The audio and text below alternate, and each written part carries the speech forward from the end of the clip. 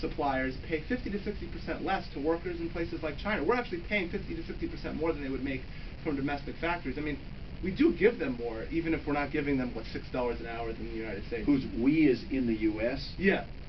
Look, the U.S. has always paid more than everyone. That's what makes us the richest country in the world. And the way we have been able to do that is by being more productive than everybody else in the world. And that's to go back to the issue of education. It's why, in the long run, we've got to put a focus on the education system. Because there's two ways you can compete in this thing. You can either try to be the most productive and have the highest wages, or you can say, well, we're going to have the same productivity as everybody else, and we're going to get in a contest of who pays the least.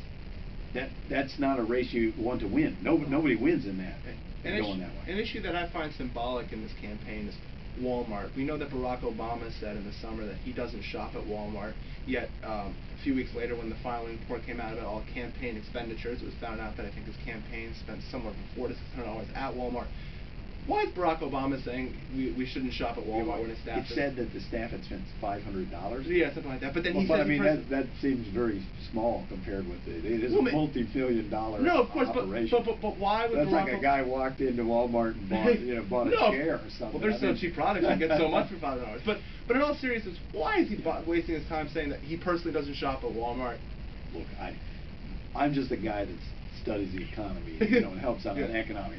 I'm not... Do you shop at Walmart? Walmart's not that big in cities. Target, I'm a big Target guy. Yeah, I got 3 small kids. It's hard to stay away from Target.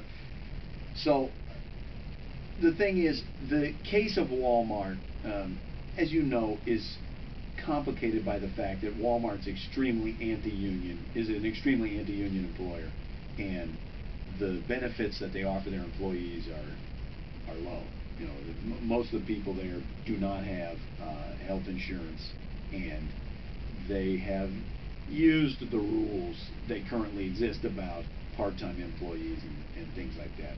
So, as you know, this is the case of Walmart is of high symbolic importance, and it's the impact of whether one candidate shops at Walmart has zero impact. But he's a bully pulpit. I mean, people do. Yeah. Well, look, that's the...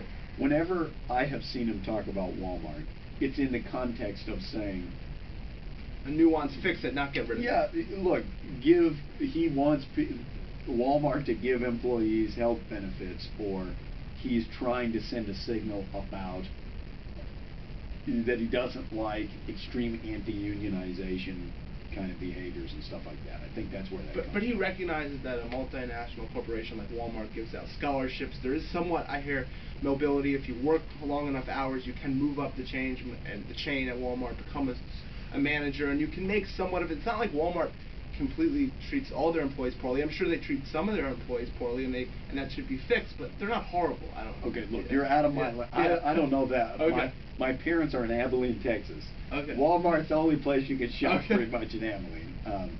And that is the extent of my knowledge of Walmart's policies, or what I see there. You're a bit out of my league. I would just say... Out of your league? Look at this board. Look at this. Show them the board. How can I be out of this league? Brilliant mathematical equation. The issue, I think, that Senator Obama has brought up with Walmart is this symbolic issue of, look, we're going to, as we go in the future, people are going to need benefits, and I would simply call it, from what I hear, there are issues associated with people who want to try to earn more, try to work more, and Walmart will say, no, you can work up to exactly the 29 and a half hours, and then benefits. Yeah, that's wrong. Yeah. So, that's an issue. I think that's where that comes from. That's not. If you go to the website and read Senator Obama's economic positions, it's not like his personal not shopping at Walmart is central to his economic position. Well, from your pure dispassionate reasoning and logic on minimum wage, do you think that we should raise it to $7, $8, or $9 an hour, as John Edwards claims, or is that hurtful to the economy? Look, as we started this, it's clear that a wide segment of the income distribution has had stagnant incomes, and it has been particularly a group particularly hard hit has been the very bottom of the income distribution. You certainly need to be mindful of the employment effects of raising the minimum wage. If you raised it so much that everybody got fired, obviously you'd be doing something bad.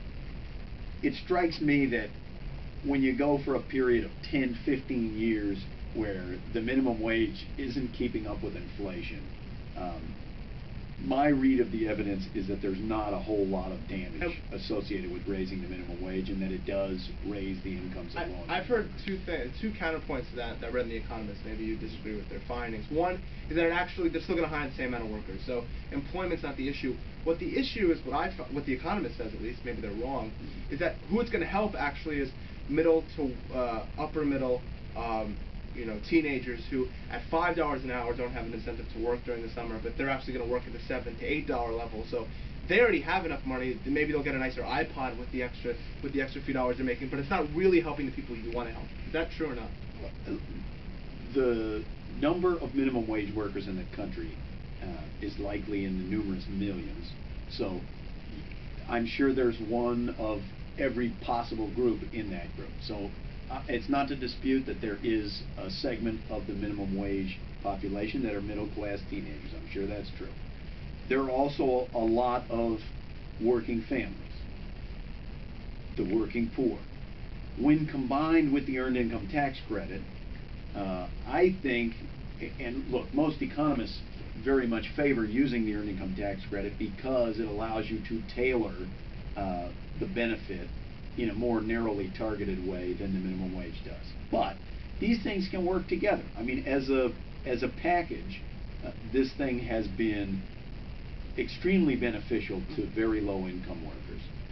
And we got to be mindful of that. I'm telling you, if you look at the income distribution, if you're going to allow, let's say, a third or half or 80% of the distribution to have stagnant incomes while the cost of everything's going up, there's going to be a backlash from that. So and negative externality. That's another thing. And we got to deal with that issue. Because then you'll have more people stealing cars, shrinkage from stores, and that'll affect everybody. And I'm playing a little devil advocate here with Barack Obama's position, perhaps yours, but another thing I found frustrating when I interviewed Nobel Prize-winning economist Robert Lucas Jr. last October, I took the opposite position. I was saying, listen, do you see the merits of raising the minimum wage? He said, no, you're completely stupid. There's no merit to it. And then I talked to econ majors at the undergraduate level here. They say they don't even learn the pro-minimum wage arguments. Are you frustrated with the University of Chicago, specifically their econ program, that they're not teaching the two sides of the minimum wage?